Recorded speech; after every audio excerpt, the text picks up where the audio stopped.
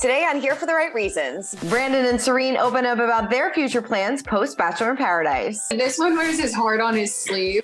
So I had no doubts at all on proposal day. And Michael A. and Danielle reveal what life has looked like for them post-show. I think day by day. Actually, I have a question. Oh my God, do not do that. This weekly Zoom exclusive. Yeah, right. Sarah's licking her chops over there. Seriously. Plus, Johnny and Victoria talk about their messy split and why Greg is the right person for her. And we reveal which Bachelor in Paradise couples are still together and which ones called it quits. We've got that plus so much more on today's Here for the Right Reasons. Hey guys, Christina Garvaldi here with Us Weekly Deputy Editor Sarah Heron. Sarah, we made it, the finale of Bachelor in Paradise, and I feel like it went out with a bang. It really did. I actually enjoyed the reunion so much, and I'm very upset that I feel like that could have been 2 nights of all reunion. We didn't need Monday's episode of a recap and BS. I wish they had every couple got to go back and see what happened and then got a bigger update, because I feel like we only got into the half of it with most of them. I totally agree with you. I could have used, this could have been 2 weeks. I would have liked it. I totally agree with you. I wanted more from Genevieve and Aaron. I never thought I would say that. I wanted more from Kate and Logan. I just feel Brittany and Tyler, what happened? Yes, I totally agree with you. We needed more. We're going to break it all down. We're going to get into it. We talked to a lot of the cast following the taping of the reunion as well. So we'll get into that as well. But before we do that, see what you guys had to say about last week's show. Joanne said, I really enjoyed most of Paradise this season. Aaron and Genevieve were hysterical, pain and itch. Then we see a raccoon scratching, LOL. I hope Michael and Danielle get married. Beautiful couple. Love Brandon and Serena. I really want Clayton and Susie to get back together too. Lots going on there. Lots of opinions, but I kind of agree with all of them. I don't know about Clayton and Susie getting back together. I don't know what's going to happen. I mean, I would love it, but she just released a blog, Susie, in which she talked about the beauty of breakups and how good things can come from them. So I don't know if we're heading towards a reconciliation there. I don't think so either. Well, Kelly said, I think Vinny would be fabulous for Gabby, both fun but serious. And that's obviously talking about Vinny Guadagnino from Jersey Shore and Gabby Windy, Dancing with the Stars, getting their flirt on. We both ship. I spoke to her after Dancing with the Stars finale. I asked her if she would go on a date with him. She said yes, because she needs a little pick-me-up. I feel like something is definitely brewing between the two of them, or they just really like to keep us guessing. Yeah, I think both. I think I don't think Gabby would say, we've done interviews with Gabby. We've watched interviews with Gabby. I think she would just be no, super politely when you asked if she really had no interest in dating him, but she was sure, why not? I don't think they're secretly dating or whatever. And I think they're liking stirring the pot, and she's probably liking maybe the attention not being on her broken engagement that lasted 2 months anymore. But I also genuinely think she probably would go out with him if he asked, because I don't think Gabby would say it. I buy her being authentic, and maybe I'm just buying what she's selling, but I do buy it. I buy it too. And Eric who, right? It's Literally. We totally forgot about it. All right, well, let's talk about Bachelor in Paradise, because there's so much to get to. And like we said, it's officially a wrap. We had 2 engagements, several breakups, but what I think has everybody talking is this whole Johnny, Victoria, Greg absolute mess. So as we saw, they got engaged. They broke up after 3 weeks. He alleged that she cheated on him with Greg. Well, he told us that it sucked for sure. It just kind of made me believe that anything she said didn't hold weight anymore. And I have my suspicions, and I kind of thought that there was always something going on. And then it just makes you think, when did it start? It's a weird feeling. Well, according to Victoria, she didn't cheat, and they called it quits before she started dating Greg. She says there was a possibility for us to potentially work towards something. Breakups are confusing, right? I mean, we all know that. I'd be crazy to say that I cut off communication completely. We ended our engagement 3 weeks after, and then shortly after that, we were completely done. As for she and Greg, she told us Greg and I have very similar values, and so we are just figuring it out right now. We know what we want at the end of the day, and I think he might move to Nashville for me. That's quick. There's so much for that. This was crazy. The fact that this is really nuts.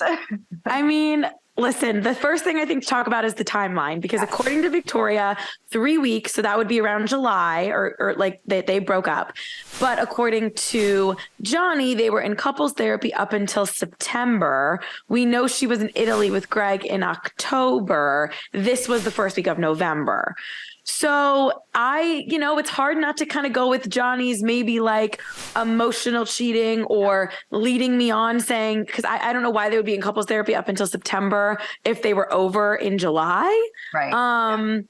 But then when she dropped all those allegations against Johnny, calling her the C word and saying like she wouldn't cook and clean and that's where a woman belongs, but he said that those were all jokes and she was taking it out of context. It was messy. It was very messy. It reminded me of like another Cuties moment from Love is Blind. Like, we need the tape. Like, I need to Right. It's true. Who do you believe? Who do you believe? And, obviously they were not meant to be together. This was just, not going to work out. But yeah, it is weird when she was like, yeah, Greg just wanted our first date to be in Italy. Like, nobody's first date is just, let's pick up and go to Rome for coffee. Like, they were definitely talking. They definitely had somewhat of a relationship before that. Whether or not she believed that she and Johnny were done, whether or not he had false hope that maybe they would work things out, that's to be determined, I guess. And I don't know if we're going to get those answers. Yeah, I mean, I think it's also something that didn't air, but that they said at the reunion was like they went to Italy because they thought they wouldn't be recognized. But that still feels like so silly to me. And the whole thing for me is, Victoria's a tough one because we did kind of see a new side of her. And I was like, oh, like, she's sweet or whatever. But the stuff with Greg, when he came out, just was so icky to me. They were like a little too like, I don't know, showing us the tattoos, and it just felt a little too in your face about it and like Johnny said, if you cared about me at all, like, why would you be doing this so publicly? And then to do it on that stage, it came off the wrong way, in my opinion. But I also think that he probably maybe needs to be held accountable a little bit more for if he really did say those things to her. Right. So I don't think it's good for anyone, but I felt icky watching her and Greg on that stage. So at least they had the decency to remove Johnny, unlike they did to Tino. So at least they had that respect for him to get him out of the studio, at least get him outside so he didn't have to see. I was waiting for him to come off stage and like see Greg, and like I'm like, things are gonna throw down, but luckily we didn't witness that. But yeah, it was just weird. I feel like people in the audience didn't know whether or not they should clap for them or kind of be like, why am I rooting for them? Should I be rooting for them? I don't know. And I will throw out before we move on that they did meet at Gov Ball last September, Greg and Victoria, for the first time, which was obviously right after the Kody season and all that drama. And Victoria, I think, had just broken up with Chris Soules. They met, they became friends, and she's really good friends with Natalie, Greg Vile's girlfriend, and Nick Vile's girlfriend, and Greg is really good friends with Nick. So I'm wondering if maybe Victoria was hoping Greg would come to Paradise, but then he started dating that French model for a hot second, and obviously didn't go.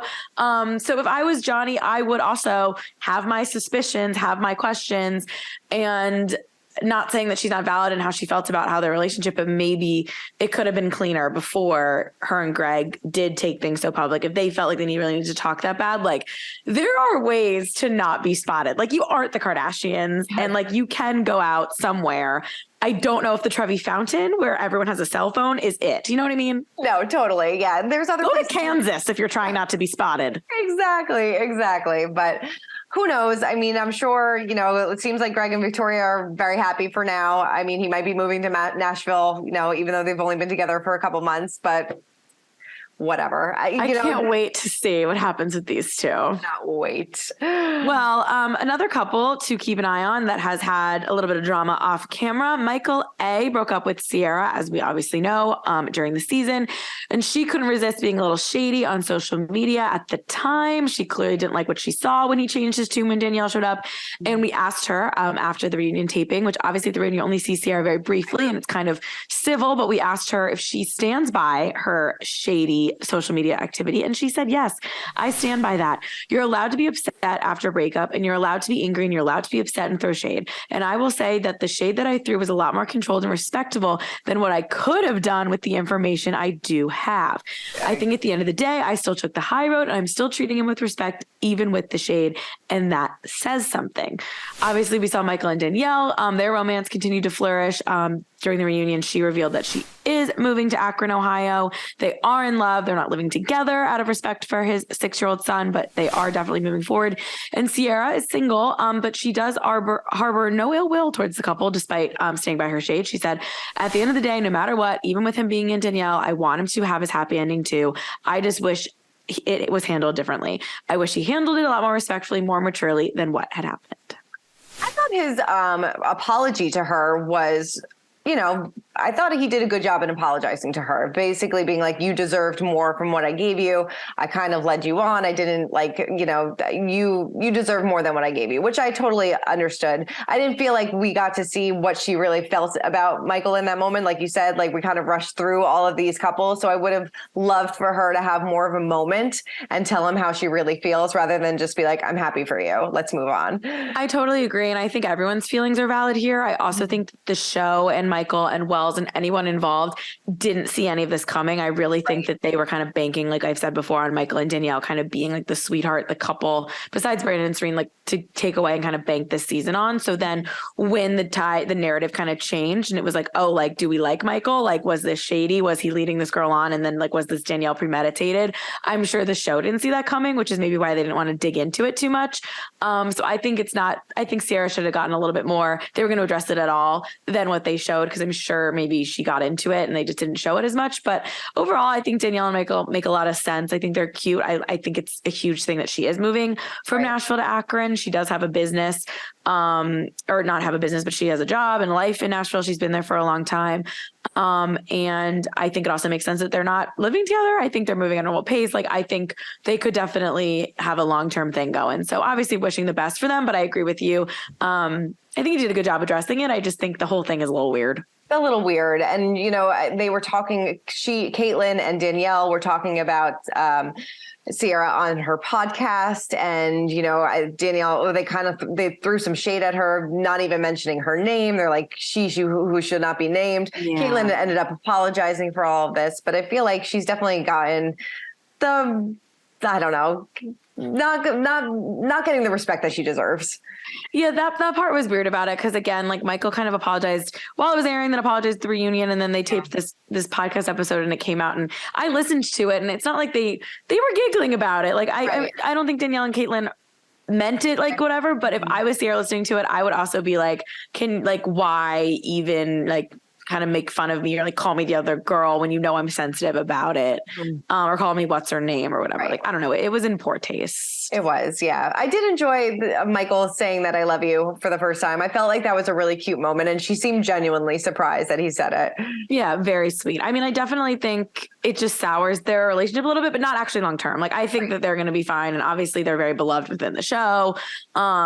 Both executive wise and I think they're co-stars, and that says a lot too. So just because they had this bad relationship with Sierra, I think people are really rooting for them, and I think that makes sense. Totally. All right. Well, we also got to see our first look at Zach's season of The Bachelor, and Tazwan is back. Who would have thought we'd be seeing her on our screens? I was shooketh. We obviously see Victoria Fuller there for a second. I'm sure maybe her and Tazwan are there to host something or be representing Bachelor Nation, I guess, if they're there together. And then, she, as one of the women, says, Tazwan is here to steal my man. We don't need another girl here. There's a lot of people crying. In case you forgot who Tazwan was, she was on Colton's season, but more memorably on season 6 and 7 of Paradise. She was constantly sweating, and we can only say that because that was like the storyline they gave her. Right. Also, was hooking up with Trey. And then we found out she had hooked up with Trey's uncle. Like, Tazwan was iconic. She was.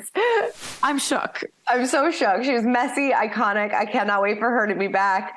Like we said, we don't really know in what context, if she is a contestant or if she's just popping in to say hi. We don't really know. But I mean, overall, the trailer looks good. It's kind of the same formula that we've always gotten. Girls, there's drama, there's tears, there's heartbreak, there's, at least he didn't threaten to quit, I guess. And we didn't see that yet. I will say it looks like a pretty like old school classic season of The Bachelor trailer. There was no jumping of fences. There was no showing us the final three kind of Clayton style with the L bombs. It's early, so maybe they're saving anything. This doesn't come out until January 23rd. That's usually The Bachelor is the first week of January. So they're giving us a little bit of a break. But we did see some tears and some, girl on girl crime. So that's pretty classic. Right. We'll see. We'll see. I mean, I feel like they do need to go back to the old formula. We've been talking about that. I'm glad that we get a little bit of a break so we can start to miss The Bachelor a little bit. So it'll be nice to have this this winter break for a little while. But of course, we'll still have so much to talk about.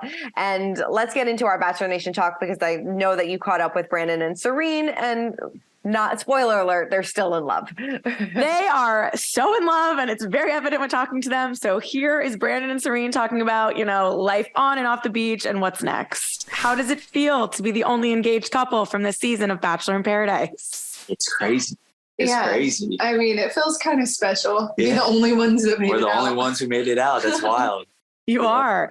Was there any part of you guys that were worried this was too good to be true when you were on the beach? And were you thinking when we get back to reality, there's going to be a catch?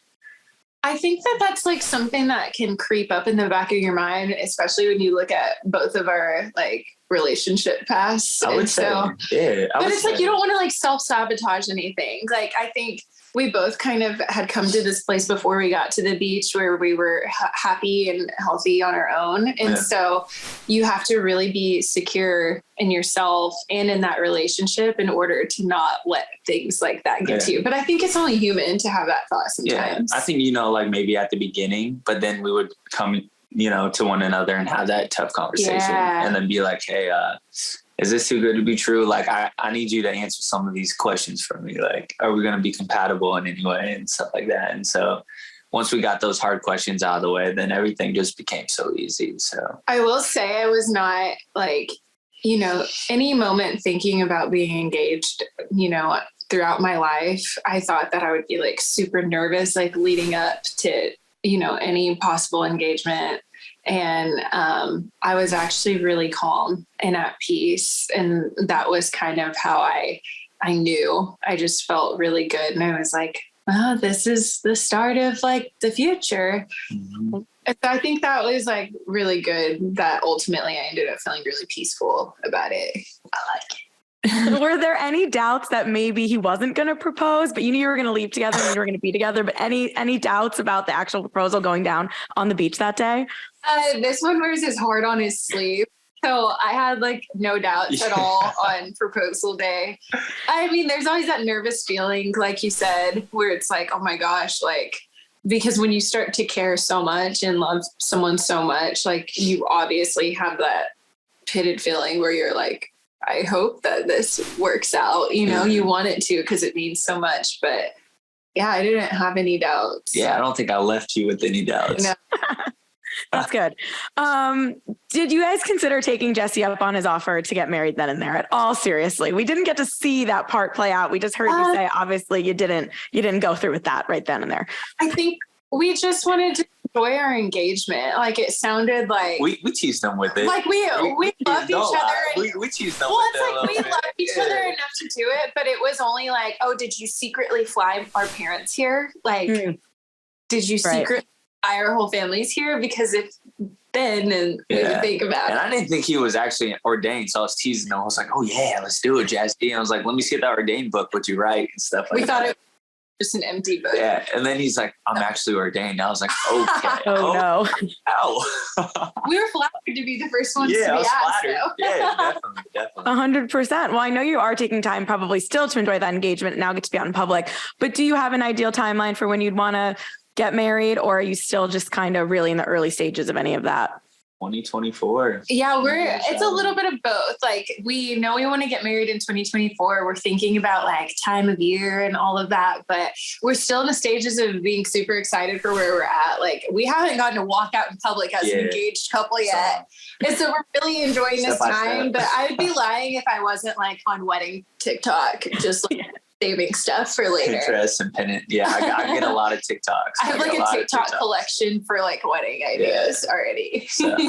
I love that. Well, obviously you guys seem really happy. You seemed really happy on the beach. Have there been any growing pains? Have we learned anything about each other we weren't expecting, or has it been pretty smooth sailing since you got home? Oh, I mean, we went straight from like seeing each other 20 hours a day to like staying inside and like couldn't be with each other. So yeah, there's gonna be like little growing pains here and there. But yeah, we are a normal couple. Like we do bicker sometimes. We do have fights sometimes. So. Yeah, like her buying random things on Amazon. She's like, "Hey, put this together for me." Like, He's like, the list is never ending. I'm excited for them. He seems like genuinely the nicest the nicest guy ever. I know. When I was like, did you have any doubts he wouldn't propose? And she was like, well, he wears his heart on his sleeve, so it's pretty hard to like whatever. And, you know, it's talking to them, and they did seem like a normal couple though. They, you know, were joking about how she orders too much on Amazon. I've been fooled before in post-Bachelor interviews that I thought they were going to make it, but I'm pretty confident about these two. I'm pretty confident about these two as well. And I'm pretty confident about Michael A. and Danielle. And I know that you caught up with them as well. Yes. Michael A. and Danielle. I mean, what? Oh, that was dumb. I need to just stop talking. Just intro it because I don't even know what they're going to say. And I know that you also caught up with Michael A. and Danielle as well to talk about their post plans, timeline for engagement, timeline for moving. So let's take a look. I have to ask the big question. Tell me the timeline of when we're moving to Ohio. What's going on?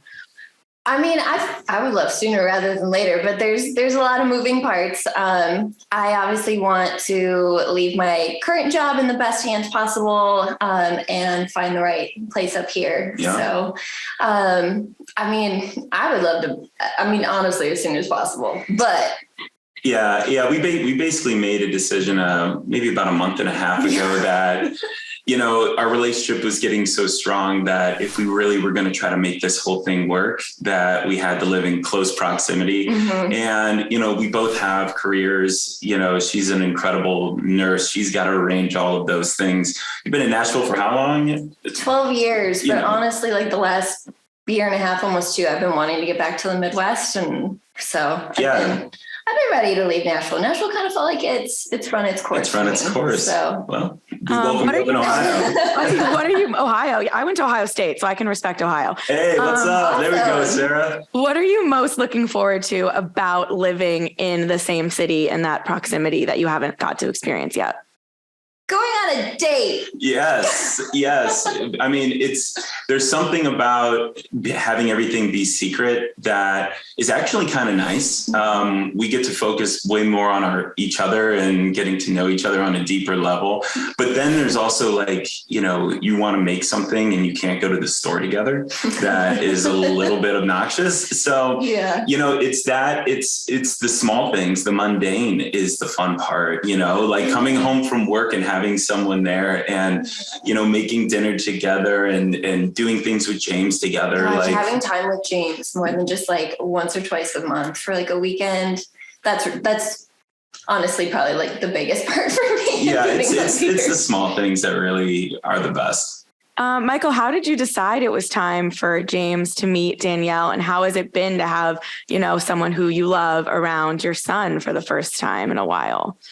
I mean, to be honest, I had to go out of my comfort zone a little bit. You know, Danielle's living in Nashville and I'm 7 hours away. So kind of orchestrating these, you know, meetups, I didn't want to be like away from him too long. So I introduced James and Danielle as, you know, Danielle is daddy's friend and he totally understands that at that level. Yeah. I'm really protective over him and making sure that he doesn't get attached to anybody too early. And at that time when we first introduced them, I think we'd been dating for maybe, you know, 6 weeks, 5 weeks, which is way quicker than the timeline that I normally would have. But I'm glad I did it. I saw their connection immediately and it's just a beautiful thing. It really was. He was so proud of the chimichurri. Yeah, I know. People are going to ask you when you're engaged until you do.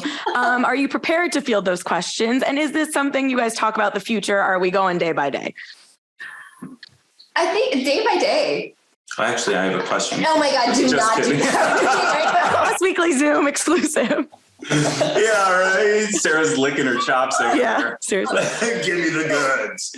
No, we're just so looking forward to dating and being together in the same city and just really enjoying this time off the show. Yeah. That's what's more important to us right now. I know the show and the audience, they all have these timelines. Mm-hmm. We do not feel that pressure, and we are not going to feel that pressure. I thought it was going to be a year before you said I love you. We moved slower. I mean, when I said I love you to Danielle, that's the second time I've ever said it in my entire life. Imagine all the grade school and high school relationships I've had where the girl has wanted to rip my throat out because of this.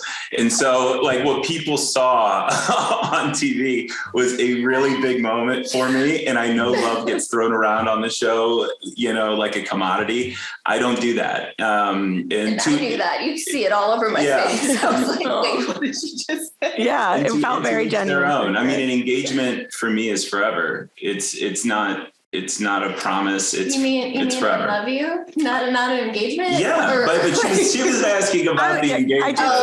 Don't get me tripped up. I thought you tripped yourself up. Yeah, I've got nothing right now. Nothing right now. All right. Well, let's break down the rest of these couples that are still together, not together, maybe giving it another shot. I think Tyler and Brittany surprised a lot of people because they seemed pretty strong leaving the beach, but then things really got messy pretty quickly. And it seems like communication was not in their favor. No, I mean, it kind of seems like Tyler was more into Brittany than Brittany was into Tyler. And I mean, the way he told it is she broke up with him over FaceTime while in Italy or wherever, England or wherever she was. Like, too many people are going abroad while they're supposed to be in these bachelor relationships. I felt bad for him. Like he was like, when you love somebody, you still want to check in to make sure they're okay. It just seemed like she just wanted like a clean break and to just not have any communication with him. And it seemed like he had a hard time letting go. Maybe she let him on in certain ways. Maybe he just wasn't getting the message. But yeah, you did feel really bad for Tyler. It seemed like he really wanted to make this one work. I know. And he said it happened the day that his breakup with Rachel aired, which I looked up, which was August 22nd. So that's just a tough blow. Like not only getting dumped on TV, knowing you're about to get dumped on TV again after thinking you found someone, they met each other's families. Like there clearly was something there. And maybe I don't fault her if she's not feeling it. She's not feeling it. She shouldn't fake it. But it definitely feels like he was more into her. And what's interesting about her also is that we talked to her after and she kind of said she wants to make a play for Rodney. No, for Andrew. Sorry, not for Rodney. For Andrew. Interesting. Because they both live in Chicago. But then we asked Andrew about it and he was just basically like, I am not. He's like, Brittany's great. We're friends, but I'm kind of removing myself from dating within Bachelor Nation right now. We asked about Teddy and he kind of was like, I reached out to Teddy more than once. She didn't really reciprocate. If she called me, I'd be down, but she's not. So obviously the ball's in her court and I think he's trying to respect that. But Andrew, I think, is still into Teddy and we didn't see any of that because Teddy didn't go. Right. I didn't see. Yeah. Teddy is like, I am done with this. I don't even need to, but it would have been nice. I'm glad that we got the update, but it would have been nice for everybody to see that update on the show as well. Like you said, this could have been 2 nights. We needed so many more answers to these relationships, especially Genevieve and Aaron, the two of them, just such messes. I mean, it was really interesting to watch. I mean, their breakup on the Monday night's episode was very true to them, right? Like it was miscommunications. She was mad the second he walked away from the rose ceremony and didn't wait for her. And then when he broke up with her, she didn't say anything. And then she came out swinging. Like these two just are so different. But then watching them on the reunion, it almost seems like sweet. Like they made amends, but we know on Twitter, they're still fighting and she's calling him a gaslighter after watching the reunion back. So I feel like I don't know. It's really weird because it seemed like ended on such a good note, but we know now everything we've seen on Twitter that they're not on a good note. Not on a good note. That is, well, I mean, we talked about that relationship was toxic from day one. They were not meant to be together and clearly not meant to even be friends. So the sun has set for Genevieve and Aaron. 100%. And I do kind of get the vibe that Aaron just wanted to be on the beach the whole season. And once he found out that it was like, okay, we have to decide what we want to do, he immediately pulled the plug. Whereas last Rose, he could have, in Genevieve's defense, which I know we'll get into the social stuff, he could have said at the rose ceremony, that he didn't want to see anything with her. Like, why give her the rose and then end it? Like, not even pretend you're going to date in real life. Like, didn't really make sense to me. Yeah, it didn't make sense. Even though they shouldn't be together. I don't root for them by any means as a couple, but I kind of understand her perspective watching it back. Like, why make me stay so many times? Why whatever if you were going to give up so easily after? Yeah, definitely. And then, Rodney and Eliza, this was so sad. She clearly felt like she made a mistake and she wanted to get back with Rodney, but he was just like, absolutely not. Like, you embarrassed me. I am finally getting over this. And, you had your chance and now I'm just not interested. But he handled it really well. Totally justified. I still think Rodney's a great guy. I mean, clearly Eliza's having a little bit of remorse. She's watching all of this back. I also still, though, in my core, like, don't even know if she really wants Rodney back. I think she's just watching it and again, seeing everyone rooting for them. And in the moment when she kind of fell for the pressure, then now she's watching it again and she's having regret. I don't know how much of it is actually regret because she misses Rodney versus like everyone what could have been, but also watching it back, I mean, he was so genuinely like seemed so into her and like she didn't get to see that, how excited he was necessarily. I don't know. I think it's probably for the best they cut ties, but what was interesting about these two that they also didn't show at the reunion, but Justin told us Justin didn't say a word in what aired. But when we spoke to Justin the next day, he told us that the conversation between the two of them, the one that between Justin and Eliza, it kind of after like everyone left, she ended up staying the night in Baltimore and they kind of like planned on trying to make it work. And then when she got back to LA, they were still talking and FaceTiming. And then when he went out to LA for the first time, she, according to him, like kind of ghosted him. So crazy. So there's like more layers with the Justin of it all too. So even more so where Rodney should be like, I have no interest because it wasn't like went to see Justin, immediately regretted it. This ping pong, like, it just seems like Eliza really doesn't know what she wants. No, she's still really confused. Maybe she should just take a break from Bachelor Nation for a little while, focus on herself and figure out what she wants because girl is confused. And almost not even fair for her to even throw it out there at the reunion stage. Like, I made a mistake. It's not fair to Justin because he knows what he knows of. Like, we talked for weeks after that. And for Rodney to probably knows that too, because you hear things. It almost wasn't even fair. Like, I really like her, but I don't know what she was doing here. I don't know either. And I don't think she knows what she's doing either. So she's still really confused. Somebody that's not confused about anything with her relationship is Kate and Logan. What did you think of, what do you think of clean shaven Logan? The turtleneck was a look. Yes. I know he was probably trying to be serious. Logan's not really my cup of tea for a lot of reasons, but I definitely was feeling sympathetic for him. And I think maybe the look was an effort to do that. What did you think of clean shaven Logan?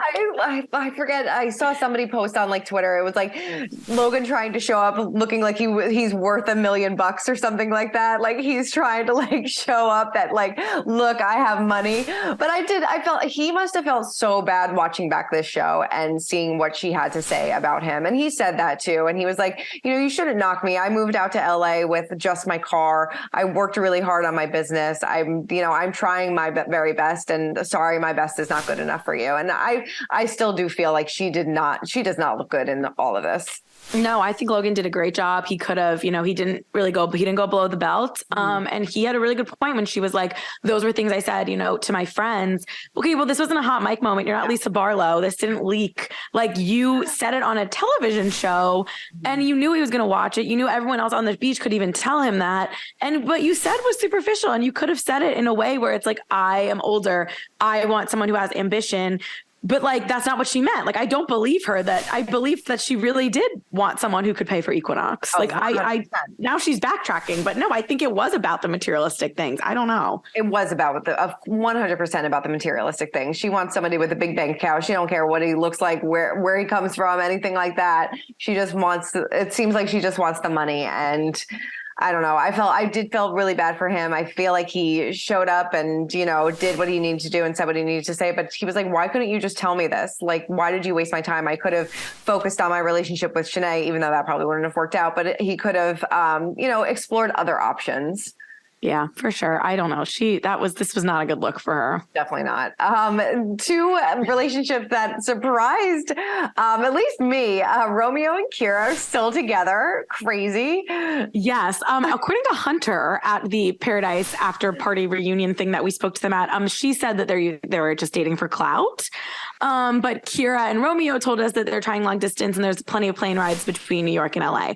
So it's probably not true love, but they, that kiss on stage, they were trying to sell it. I don't know. We don't follow them in real life. I don't know. No, I don't. But, at least we know that he's okay.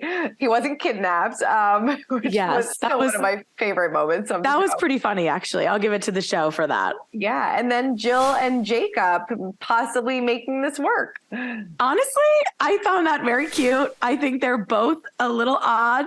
And I think that Jacob, probably watching it back, realized like, what was I doing? Like he was just like overwhelmed from the moment he got on that beach when he was all of a sudden like Tarzan in paradise and a hot commodity for a second. I don't think he really knew how to handle it. And I think that was sweet. And I'm rooting for them. I don't know if it's going to be true love. It gives a little bit of JPJ Tayshia energy.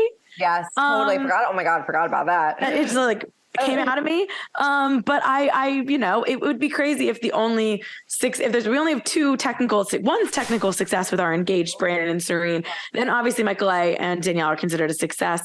And then Jill and Jacob could be the third, which feels shocking, but like I'm here for it. Didn't see that coming, but here for it. All right, let's get into our social spotlight of the week. Like we said, things are getting messy between Genevieve and Aaron on social media. She tweeted, "My biggest question is why you A, stop me from leaving twice, and B, give me a rose the night before if this was your plan," talking about their breakup. And then she also commented or saying, "I wonder if his girl back home had anything to do with it." So alleging that, he had maybe a girlfriend back home, which I wish was brought up at the reunion. Damn, I know. These two, I feel like I think because we know this taped November 4th, she hadn't maybe like they didn't let them see the last couple episodes before because I feel like the tweets and stuff have been a lot more in the last couple weeks than whatever. So maybe that's why they were able to kind of make amends, but then it's all getting a little shady. But ooh, Aaron. Here for the shade. What about you? I'm going to give a little bit to just the Kate discussion that we were talking about because I thought it was interesting. A lot of the girls, including Jill, were kind of defending Kate after she tweeted this. But when I asked Brandon and Serena, she was like, "I love Kate, but like she said what she said and that wasn't cool." And Brandon was like, I can't afford Equinox either, I don't think. Like, it was very sweet. Like, they were, like, clearly kind of defending their boy Logan. But Kate did tweet, "I sat back and been silent and laughed, cried, and cringed with the rest of y'all this season. But I can't stay silent on this. There were so many pivotal moments that weren't included and ultimately led me to make that decision. But I guess that's showbiz, baby." So, I don't know if I agree with that, but just giving Kate her side of the story there with that tweet. No, totally. But like Brendan and Serena said, like you said it, like it's not like you can't take it back. You said it on camera, like multiple times, might I add. It wasn't like one comment they kept airing. It was several different examples of his car, the gym, then just kind of like having that big moment when she was leaving, like at the rose ceremony, like you knew that was like to have her thing. Like you just know she thought she killed it. And then watching it back, it's like so cringy. So cringe. All right. Well, that is it for this year's Bachelor in Paradise. I can't believe this is it for this year's Bachelor. We did it, Sarah. We did it. I don't know what's to come for Zach, but the Tajwan, I will say it got me. I didn't really care when the trailer started. I was like, whatever. And all of a sudden I heard them say her name and I was like, wait, what? So just when I'm out, pull me back in. But we will be recapping it every step of the way. We will be here every single week recapping the news of Bachelor Nation. So please stay with us. We appreciate you guys' comments. Keep subscribing. And we are so excited to recap The Bachelor when it comes back next year. Sarah, thank you so much. Thankful for the break, but we'll be here. Happy Thanksgiving, everyone. Happy Thanksgiving. For more news, content, and exclusive interviews, make sure to hit the sub, like, and bell button down below and visit usmagazine.com.